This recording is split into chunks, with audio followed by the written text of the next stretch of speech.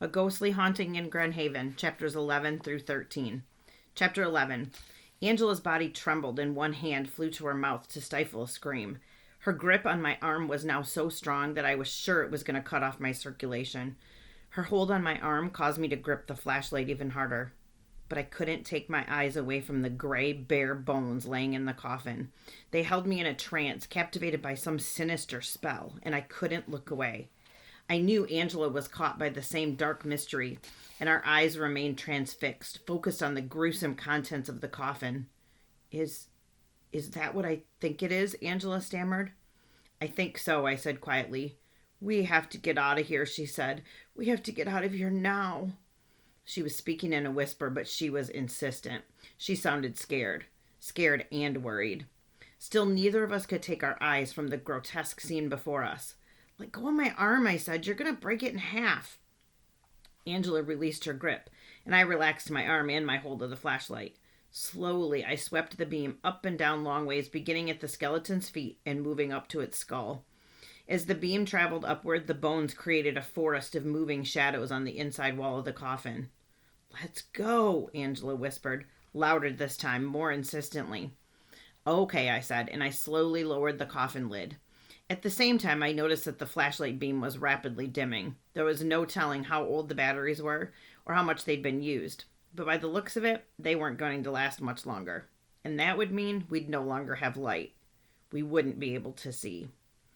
A faint noise came from Angela's stomach, sort of a long, low moan. At least, I thought it came from Angela's stomach. Was that you, she asked? Did you make that sound? I thought it was your stomach, I replied. I shined the faint beam of light in her face, and she squinted and shook her head. Then I swept the flashlight around the room. The sound came again louder, and now I was certain that it hadn't come from Angela's stomach.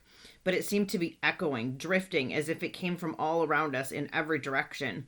A long, mournful sound, the sound of someone groaning in pain. Let's go back upstairs, I said. The batteries in the flashlight are almost dead. I swept the weak beam around as we turned and began to hustle back through the basement.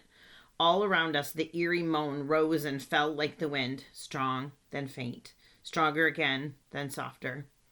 I stopped suddenly, realizing that something was really, really wrong. Besides the skeleton, besides the moaning and groaning in our ears, besides my missing dad. I swept the flashlight beam around, and the yellow circle splatted on the floor and crept up the wall. Something is really, really wrong. Where are the steps? Angela asked. Where's the stairway that leads in and out of the basement? Where it should have been, it wasn't. Where we should have seen it, we didn't. The staircase had vanished, leaving us in the basement by ourselves with no way out. Chapter 12. My heart was already firing like a machine gun in my chest, but a sudden wave of heat surged through my bloodstream as another blast of panic electrified my veins. Faint as it was, I swept the flashlight beam around in a frenzy, unable to believe that the staircase had simply vanished. But it was true. I spun around, bouncing the beam up and down the room until I'd made a complete circle. All the while, the ghostly moaning and groaning continued. Angela remained behind me, her hands on my shoulders, turning with me. It's gone, I whispered.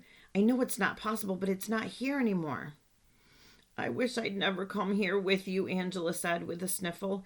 I wish I was at home watching television or playing video games or sledding. I wish I wasn't here. I didn't have any idea about this house, I pleaded. It had sounded as though Angela was blaming me for our troubles. If I would have known these things were going to happen, I wouldn't have come in the first place.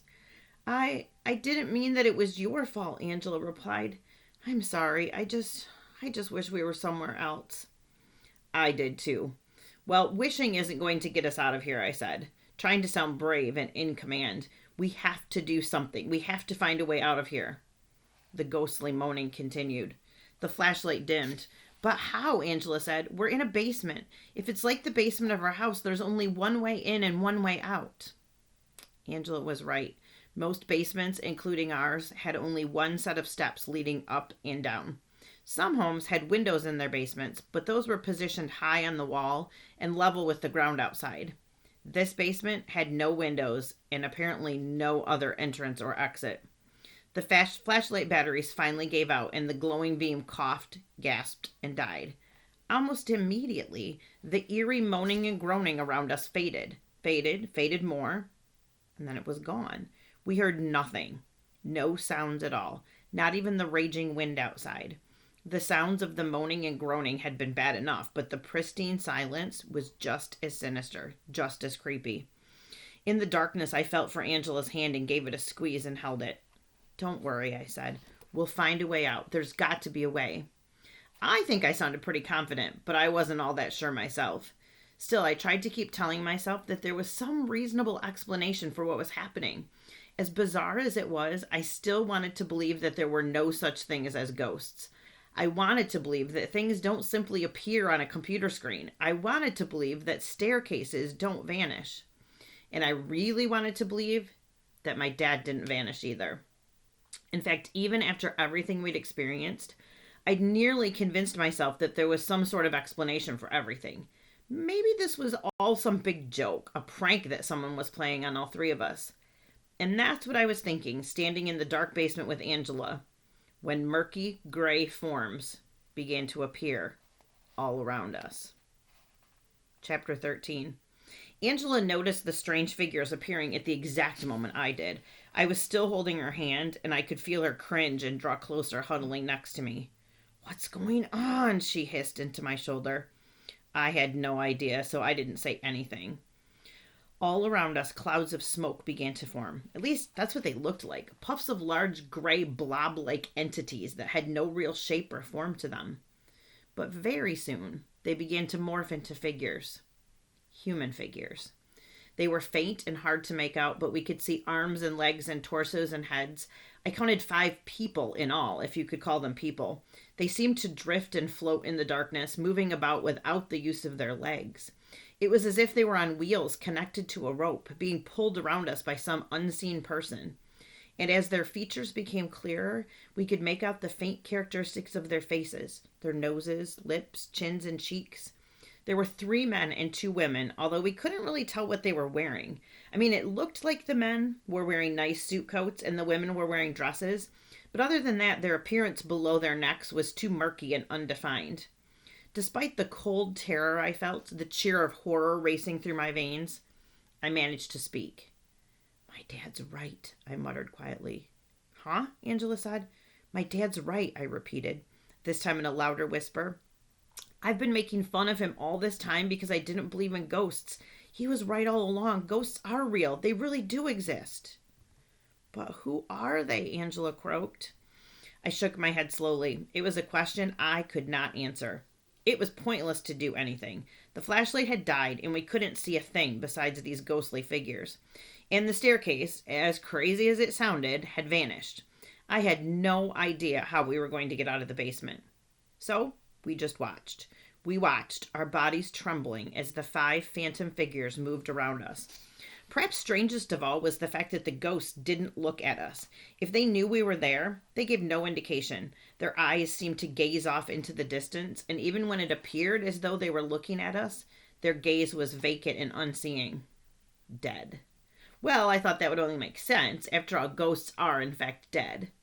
Then, as if things hadn't already been strange enough, the 5 figures began to vanish. Just as they had appeared, the 3 men and 2 women shimmered and shook and took on a loose, smoke-like appearance. They swirled slowly, their luminosity fading, becoming thinner and thinner, fainter and fainter. As the foggy figures vanished, a welcome wave of relief washed over me. Finally, when they were completely gone, a heavy sigh exploded from my mouth. I hadn't realized it, but I'd been holding my breath the entire time. "I want to go home," Angela whimpered. "I do too," I said.